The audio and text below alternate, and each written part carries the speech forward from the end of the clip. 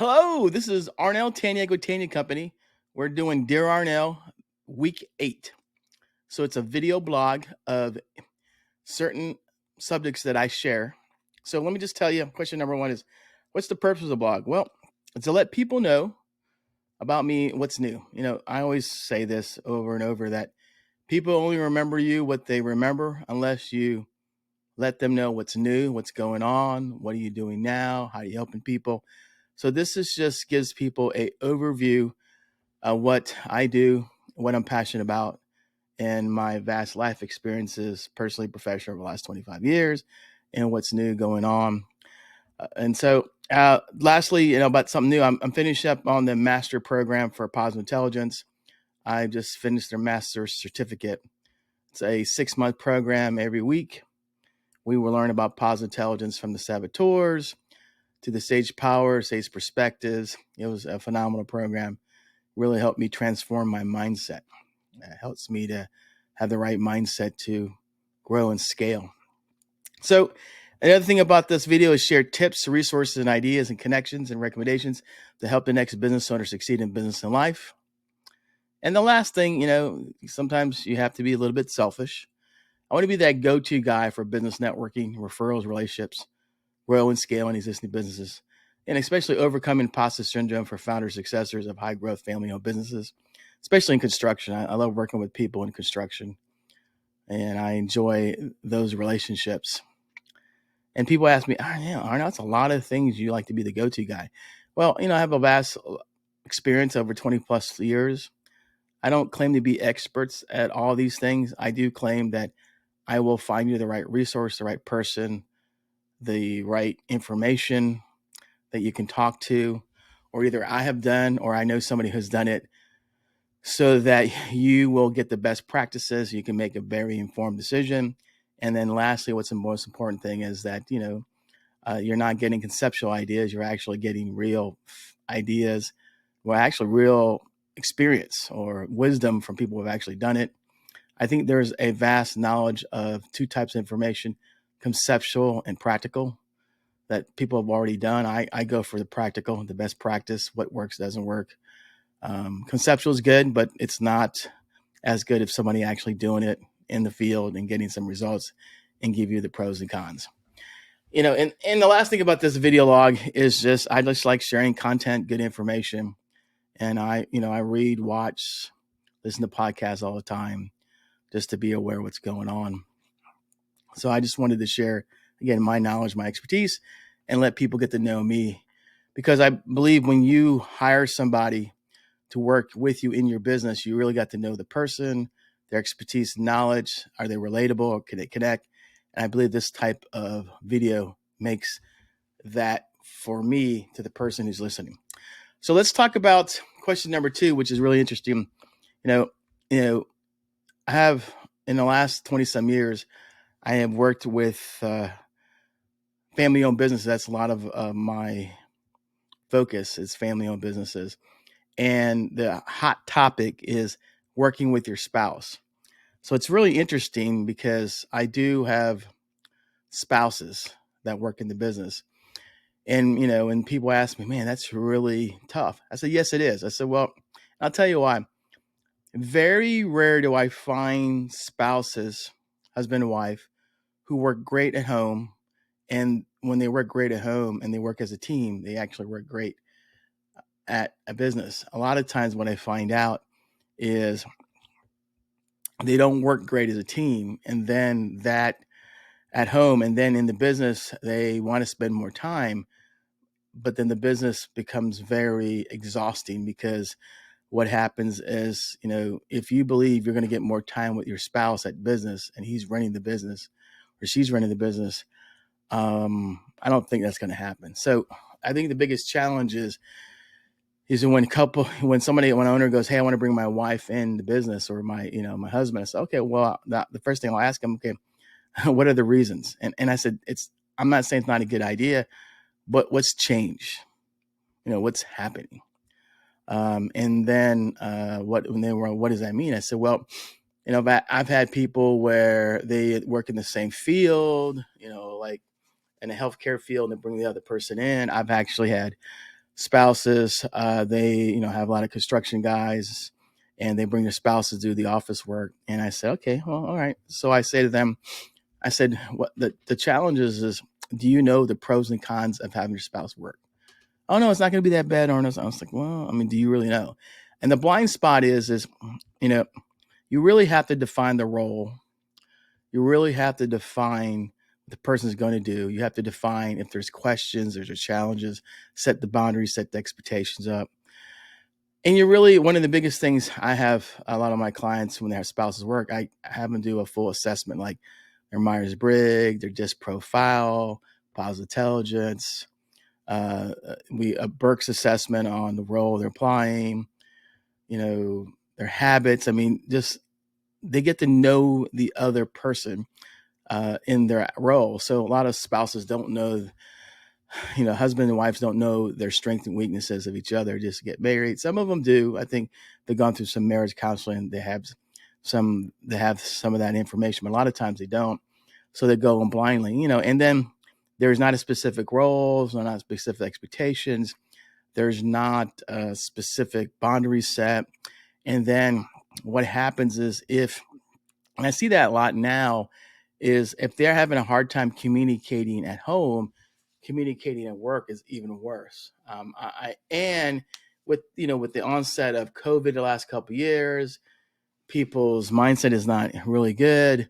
And being in the business, depending on where you're at in the business, can be very stressful. So I usually have, when I have like I have a couple couples, like I have a male business owner say, hey, I want to bring my wife on board. She's working a job. I'd like to have her come on board. So I said, okay, great. Well, let's have you talk about the do's and don'ts and pros and cons. And they're like, what is that? I said, well, what is your biggest fear about working together? What's your greatest inspiration about working together?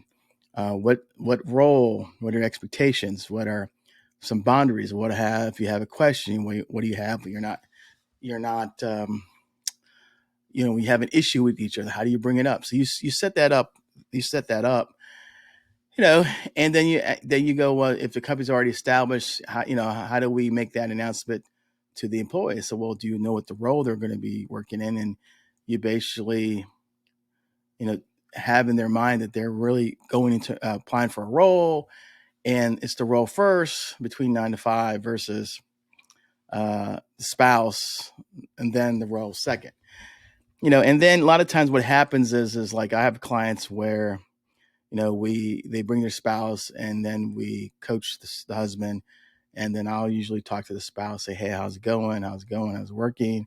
Occasionally we do all the testing, and sometimes I will actually have joint meetings with them to make sure, like I have a client that we're meeting to talk about the role, the spouse, what the goals, objectives, because it's, in the business, the very difficult part of working together is unless the spouse has been a business owner or done sales or worked in some capacity in business, and sales bring, developing the income themselves because they're 100% commission or salary plus commission, or own their own business, they have that type of business mindset. If they have never worked in the business and they worked as an employee, it's very difficult. Like I had my wife work with me a couple of times, and it was not good. I mean, I told my wife, we're not mature enough to be in business together. I mean, there were stories where I needed my laundry to be picked up. She wouldn't pick it up because she said I didn't do the dishes. I was like, I just don't want that. We had unrealistic expectations. We didn't separate the business from personal. It was very stressful. And then, and my wife is very gifted. If I ask her to do a task, this and that, but we weren't mature enough to separate it. And our kids were young too. It was really hard. And she's always worked in the hospital as an employee, never as, in sales. So, it's different to try to tell your wife what to do when she's worked as an employee. And if she's mad at you and she can't separate it, you're done. And then I have other clients where, we have had included their spouse into the business part of the business. That's not always good. Because if you look at if you like a male, like say a woman owns the business and the husband works in the business. When the husband sees that the business is struggling, um, the biggest challenge is they want to fix it. And a lot of times they shouldn't fix it because their wife is the business owner. They don't want them to fix it. They just want them to listen. And then what happens with the husband who works for the spouse, the husband may complain about all these things going on, and they forget that the wife takes it very personal. And she's, heard about why he's complaining, but then he doesn't, it's interesting. I find this out that certain spouses or who are women own the business, their husbands, they complain about it or they don't do anything about it. They want to fix it, but they shouldn't be fixing it. So you really have to set some boundaries and expectation in the front end. And a lot of times when I'm coaching one or the other, because I coach a lot of family businesses, hey, can you have a meeting with my spouse? Then we have a joint meeting to work out the expectations, the boundaries. And coming from me, it's totally different because they'll just say, hey, he's the company's business coach and my business coach, and he also coaches families. Because when you're growing a business and it's a family business where the spouse is working on there, it's a family unit. The income is solely based on the husband and wife working together as a team. And if they're already stressed at home, it's going to be very stressed at business. And if one of them are not mature enough to understand the big picture, but then makes comments like, well, you should do this, you should do that. And they're like, and it's because I teach my owners to shut it off. Don't bring it up when you go home. Just shut the thing off. But if your spouse is working with you, they try to bring it up. They don't know how to shut it off because if it's a male, they want to fix it. Hey, let me fix this. Let me get it. They take it very upset, personal, and they get upset with the employer or something like that, or a vendor. And a lot of times you have to set some boundaries. Sometimes I have to go in joint meetings with them. And it's okay. I mean, I think we all learn how to stay in our lane. Now, if the husband owns the business and the wife's working on there, and here's what I've noticed: some husbands will say their wife's working the business, but they don't. The wife doesn't own the business. And I'm like, well, and I was like, why do you call her owner? She's really not an owner. I think that confuses her. And then the other thing too, the wife works on the business, but then she, depending on their personality, if she's a high C, she's very critical about this, and that. We should be doing this and that, and and she's probably correct, but that's in context, because if you're owning a business and you have employees, you ever read the book Dan Martell, Buy Back Your Time? He said you really want people to do 80% of the work, not 100%. So a lot of times spouses, especially husbands who have spouses looking there, they can be very critical about how people are, this and that. And a lot of it does with their temperament and the personality. And so they will talk about, oh, you should fix this, you should fix that. You're not doing this, it's, or, you don't do this for me in the business. I'm like, wow. So, you really have to, again, set expectations. You have to actually set roles. And then if there's trying to get focused on getting clarity, how to ask the right question. I mean, I've seen it work really well, right? And I've seen it where it's a very struggle. And I've seen it where they shouldn't work at all. But it takes the maturity of really wanting to work together in the business. And I think a lot of it is because a lot of owners, doesn't matter male or female, they have to grow the business. The other significant other spouse feels left out and they want to be involved.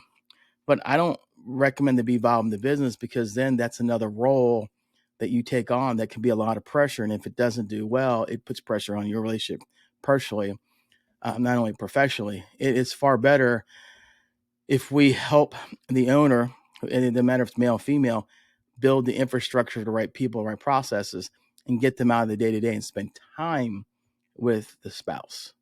Not saying it isn't a good thing for the spouse to work together. I think the biggest challenge is there are pros and cons, and you really have to know about it. And then a lot of times I usually recommend, I find the ones who do really, really well is, I've coached multiple couples before, and they use me as a sounding board because when you're in the heat of the moment, it doesn't matter if you own a business or at home, especially if you own a business, a lot of times you're just upset. And so a lot of times you just have to cool off. But in the heat of the moment, one spouse saying something to you and the other one And here's what's really an issue. I think spouses don't realize the pressure they put on the owners of the business, who is their husband or wife who owns the business, and they forget about what they say. The owner of the business takes it very personal, and a lot of times I think they're processing the information in their head or giving suggestions or say you should fix this, and a lot of times they just let it go, because I think in the business 9 to 5, whatever your time is, there are mechanisms or support structures to talk through it without talking to your spouse. There's probably an office manager, or even sometimes I've had spouses call me because I coach the owner and ask me, "Hey, Arnel, I want to talk to you about something." Okay, great. Okay, let's have you talk to your husband or your wife? No, okay, let's get a meeting, and I'll do that because them coming to me or a third party is a lot different than going directly to the spouse who owns the business. And I think the spouse who owns the business, they hate to be blindsided when they're doing their best they can, and when this husband or wife just ask questions, and they're like, "What's really going on?" And it just spirals down versus being positive. And I think there's ways to communicate. So how do you help them resolve it? Is if you're both working together and you have difficulty talking through it, you probably need to bring. And I'm not trying to advocate for a business coach. You probably need to bring a business coach to work out, you know, the roles, the expectations, how to communicate when you're looking for clarity. There's a form we have what's called honest expectations, how to win, how to lose, and then how to gain clarity. So we have that already built in. So you ask that, or maybe at the end of the day, before you wrap up, can we agree? I mean, there's certain things that you can do to um, make sure that you don't take that home. And there's certain support structures. And people say, "Hey, should we get counseling?" Yeah, you probably would help. I just think, I think a business coach will help you work through that, because it's really just knowing when and how, and when not to approach, when to approach, looking at the bigger picture. And you got to let the spouse who runs the business take care of it. I mean, you should say it during work hours, if there's appropriate times, and after work hours you don't. I mean, and I always tell people, like, if your spouse who owns the business can grow the business, get out of the day to day, would you want to work with them? And a lot of them would say no, but a lot of them feel like that's the only time to get their time. And I find out that it's a belief system. Like I know there's some people who believe it's family first and business, right? And then helping them do that.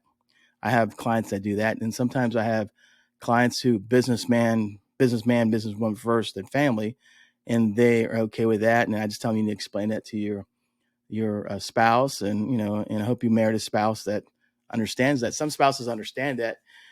And then the worst one is they don't know which one they have. Is it family first or business and family?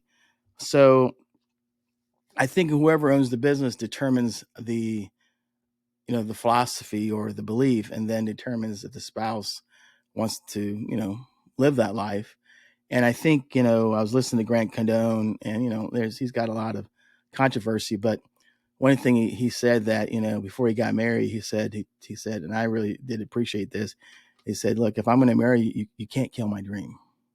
I was like, wow, because he had a dream, so he was a businessman first before family. So meaning that he followed his dream and didn't want his wife. Then I have some men who is a family with a business. Now, it doesn't mean they can't be successful, but they do. The precedence is on their business, and then balancing out the work. I have several clients like that too. So when you're working with your spouse, the bottom line is, if you're thinking about bringing your spouse on board, have somebody facilitate that, so you have knows the pros and cons. If your spouse is already working with you and you're not communicating well, you're not going well, go talk to a coach. One of the things, like with like I coach families. I coach family units, sons, daughters, and I facilitate that. People ask me what's my background. Well, I did a class called Married for Life, where I was one of the leaders when you talk about husband and wives working together in marriage. So my background is I've coached a lot of people like that, And it's really hard because you have to have a realistic expectation that, one who starts the business has a goal and objective, creates the ideal lifestyle, and the one who's married to the business owner, what do they want?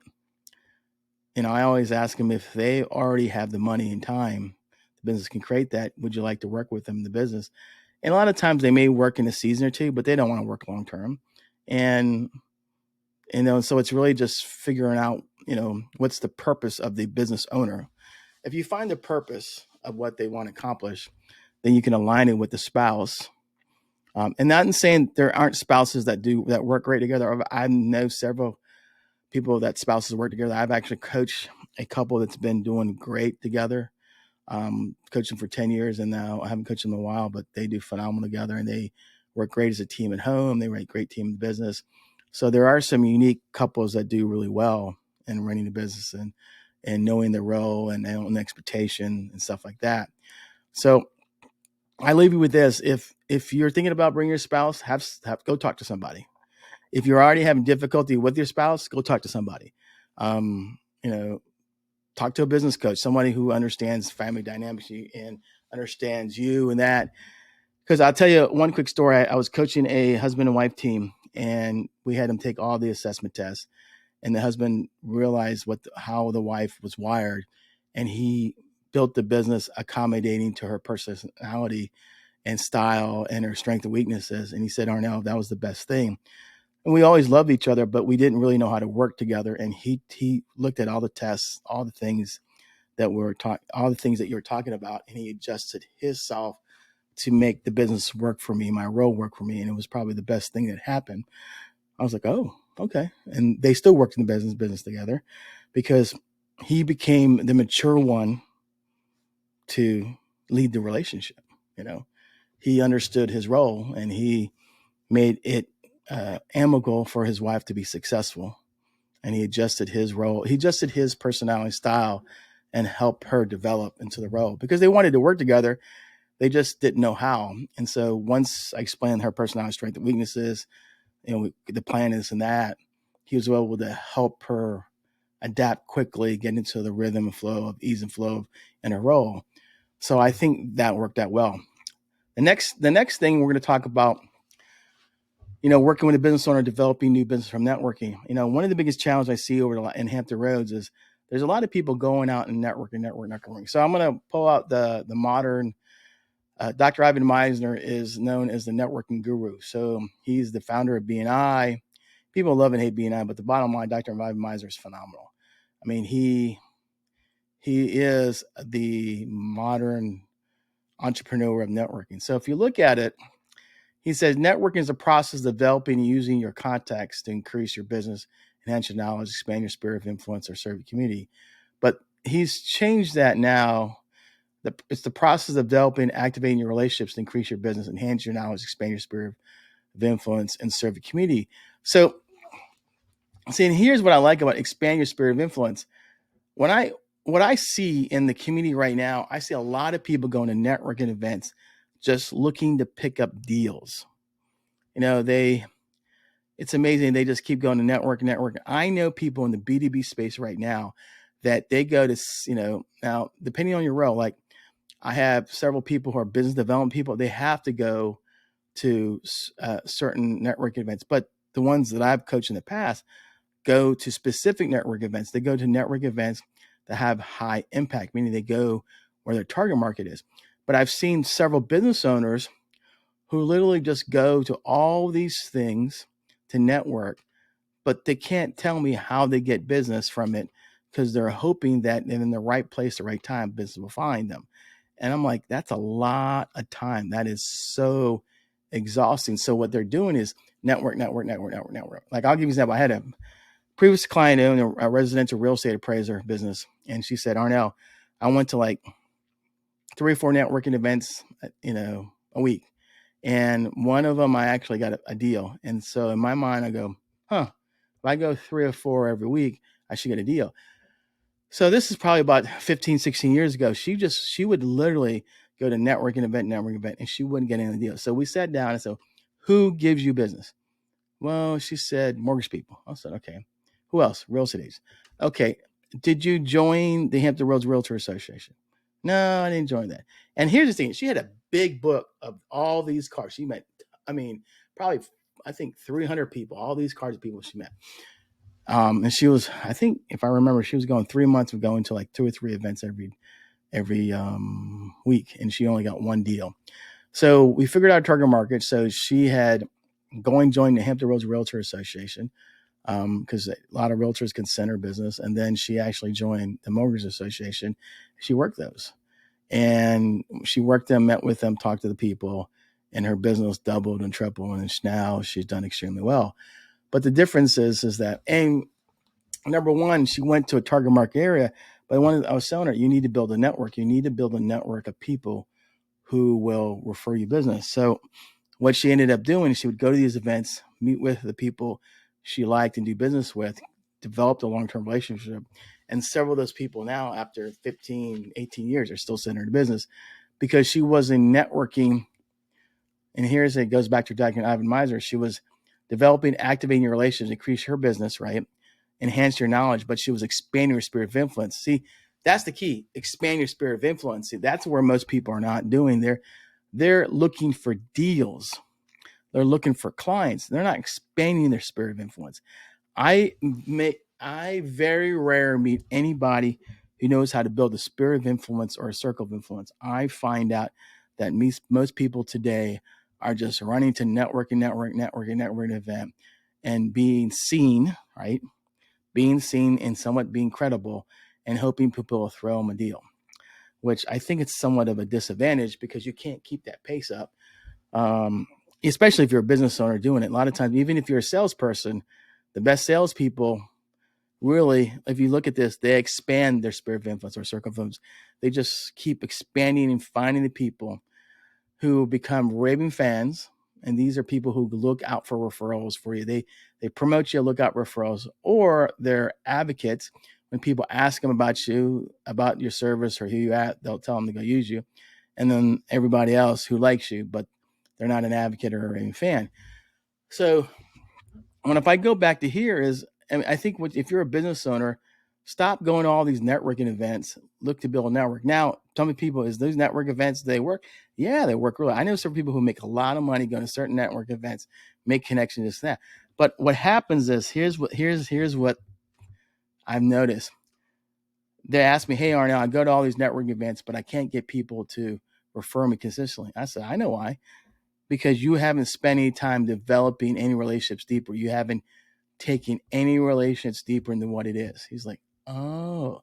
So what that means is that you have not leaned in or bought in that I'm developing a raving fan. What I'm doing is I have a lot of people who are advocates for me. So when a deal falls in their lap, they call me. Or when I'm working that relationship in front of me, I am just getting that one deal moving on. I know people do that. They work with somebody, they get a deal for each other, and they move on. Well, if you have those relations and you just spend time cultivating them and getting them to refer you more and more business, you'd be surprised. Like, I have one relationship right now who is a raving fan that puts me in front of people all the time. And if I really want to get her to help me more, I just have to sit down, focus her, and vice versa. And I look for opportunities for her all the time too. So I just need 2 or 3 of those. And so I have different variations of relationships like that. I'm just looking for people who can do that same thing too. The biggest challenge I find is that on the other end, most people don't know how to build a network. They just go to all these events, networking, looking for jobs, when really, they get enough referrals, but they don't get enough referrals from, it's sporadic. They don't get it from consistency. And I think it's because you really have to define and develop those relationships that are key. And the way to do that is really look for relationships that can be raving fans or advocates and have a process. So the answer to how to resolve this is that you really want to network to build a network, or network to build your sphere of influence, to build your circle of influence, and cultivate that. Now, the next thing I want to talk about is a resource like Dr. Ivan Miser talks about, and this is networking. He talks to 5 types of business networking organizations. So it's pretty amazing what he talks about. He talks casual contact, These are networking. Like, for example, there's a networking event called Networking Happy Hour. I call it the casual contact. Gathering people from different professions, usually in a mixer event. Jake Maines has done a great job. He does it once a month. It's just a casual. You'll meet a bunch of people. Some people in the target market or not. He's done a great job getting exposure. A strong contact group, that's where usually one person profession get together very regularly. That's like BNI. They do that, and it's a BNI group. That's where they pass referrals. It's one person profession. The community service clubs, these are opportunities to write rebels with successful people. That's like Rotary. Rotary's one, Kiwanis. They have very successful people in there, but they do community service. If you go outside the area, if you go to other countries, Rotary has the most successful people because people volunteer that. Then there's professional associations. These are trade organizations that are very specific in purpose. The reason I like professional organizations is they're target specific, they're target market niche. And what that does, that allows you to work with people who are target market. So like I work with people in construction, resident construction, and I'll show what association I join. And then they have the other online that's like Twitter, Facebook, LinkedIn. I mean, I know one of my clients is pretty involved in Twitter, and she networks on Twitter a lot when she's posting. I mean, and she's in the acquisition space. I know some people who do really well in this online community. So, and the reason I say this is because when you're networking, you have to decide. Dr. Ivan Meisner will tell you want to be at least into 2 or 3 of these. Now, people ask me which one should you go. I tell people always go to the ones that are in your niche or your market, right? Because you're really building your networking there, and then you're building those relationships that are tied into your target market. Professional organizations are really good because you'll find people there. Sometimes you can find online communities that are really good.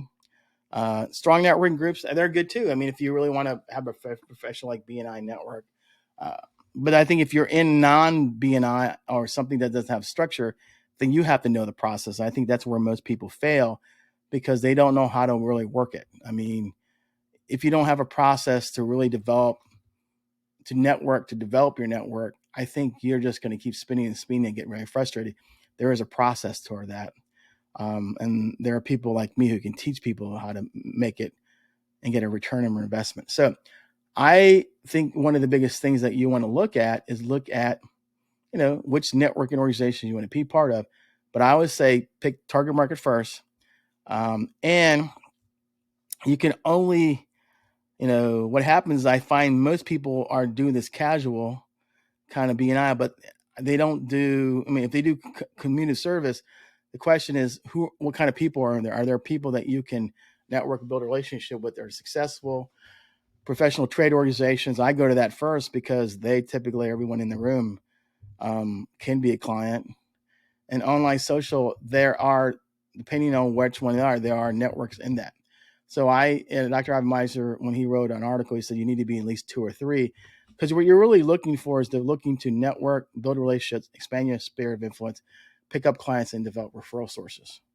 So I think what you have to really look at is when you're networking, which of those 5 business associations. So one that I belong to, and I share it's called the Coastal Virginia Business Exchange, Business Industry Association, used to formerly known as TBA, Tidewater Builders Association. So what it is TBA and Peninsula Housing can join forces. So it's a local nonprofit, but it's everyone in the residential construction, remodeling, new construction, homes, multifamily, any of those duplexes. So this is an association. I've been a member, I believe, about 3 years, and they have monthly bingos, picnics, 4 or 5 events big a year, new member orientations. I'm on the membership committee.